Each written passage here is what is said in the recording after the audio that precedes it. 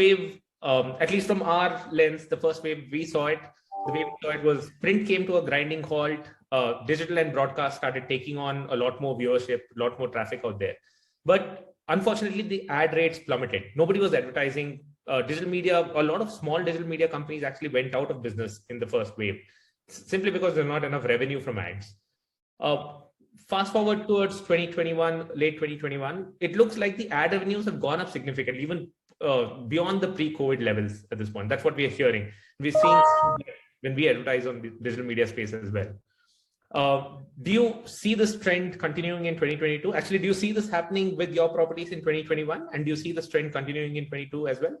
Yeah, so now, Childeep, when you say that ad rates plummeted or ad revenue plummeted, I put it slightly differently, because when the pandemic happened, clearly we all stopped getting newspapers. So that was a shock to the system because you're used to getting your news in the morning. And also, you stopped going out for entertainment, theaters, etc. So very conventional ways of media consumption came to a very abrupt grinding halt. And therefore, people took to the alternate forms of consumption, and therefore digital really came into its own, and people started consuming, whether it's entertainment, whether it's news, everything went on digital platforms. So I don't think there was a collapse of revenue in a generic sense. There was a postponement. There were people dealing with uncertainty. Every business was dealing with uncertainty. You could make out at that point in time that this is going to be a generic shift. This is not a one-time shift. This is a generic shift. And therefore, when things became a little bit more certain, when the uncertainty ebbed away, revenues would come back much more dramatically for digital platforms, for the very simple reason that audiences had shifted as well. So when you say that revenues collapsed, I would say it was a question of people just postponing that decision and trying to come to grips with the uncertainty that had engulfed all our lives. And I think that phase possibly lasted for maybe 3 to 4 months.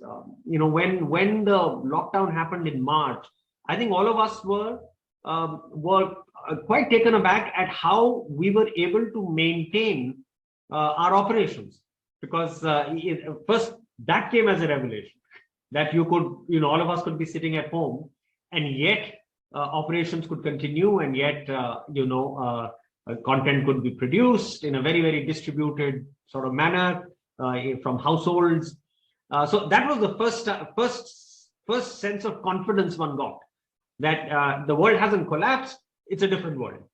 And then once the content and the operation stabilized, then I think even the advertiser began to realize that this is not Armageddon, this is not the end of the world, that there is now a very, very new way of working, and therefore very, very new way of consuming, and therefore there will be a very, very new way of advertising to the new consumption patterns. So I think that's the cycle we saw. Of course, then came the second wave, and again, people went on to hold. But in the second wave, it was more a tragedy than something that was uncertain. The uncertainty by then had already been internalized to a large extent, dealt with to a large extent. You knew now how you would continue to live until this menace evaporated. But what happened was the tragedy. So I think that the tragedy led people to postpone rather than the uncertainty. And when that wave ebbed, I think things came back, as you said, in 2021, and now coming into 2022. You are seeing much more. The uncertainty has almost abated completely. When I say, I'm not talking about the uncertainty of the pandemic, I'm talking about the uncertainty caused by the changes wrought by the pandemic. I think that we have now come to accept that this hybrid working method will be a way of life. You don't need to go out and travel for every small transaction. You can do a lot of it sitting at home, because 90% of the transactions, honestly, whether it's content creation, whether it's commercial transactions, if I'm seeing you face to face across the screen, that's pretty much as effective as being in the room with you.